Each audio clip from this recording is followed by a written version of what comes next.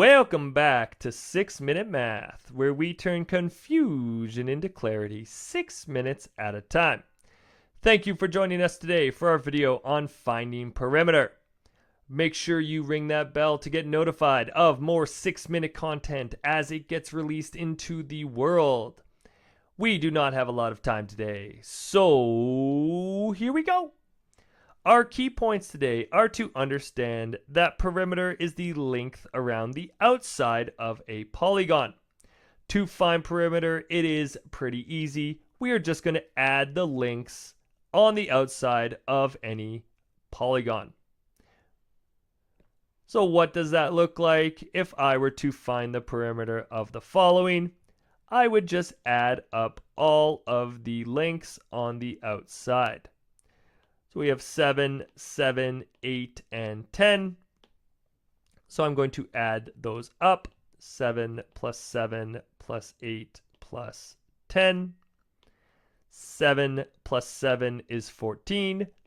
Plus 8 is 22. Plus 10 gives us a perimeter of 32 units. Let's find the perimeter of this equilateral triangle. I have one of my sides is 7.5 centimeters, and because it's an equilateral, all sides will measure that same length. So to find perimeter, we can add those sides up. 7.5 plus 7.5 plus 7.5. Or we can take the easier route and go 3 times 7.5 as they are all the same length.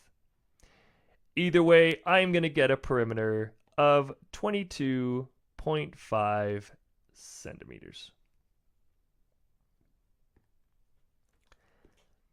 Let's find the perimeter of this square.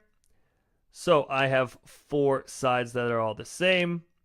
So we can do the same thing as last question. We can add up 19 plus 19 plus 19 plus 19. Or we can take the easier route and say I have 4 19s together. So 4 times 19. Either way, I have a perimeter of 76 inches.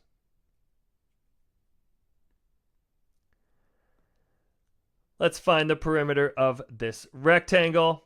And in this case, I have 2 different formulas that I can use. I have my length and my width. I'm just going to label them here. We have length and width. And each of these formulas is just a simplification of adding all of the sides. So if I'm using 2 times my length plus 2 times my width, I would have my perimeter of 14 plus 6, which gives me that perimeter of 20 feet.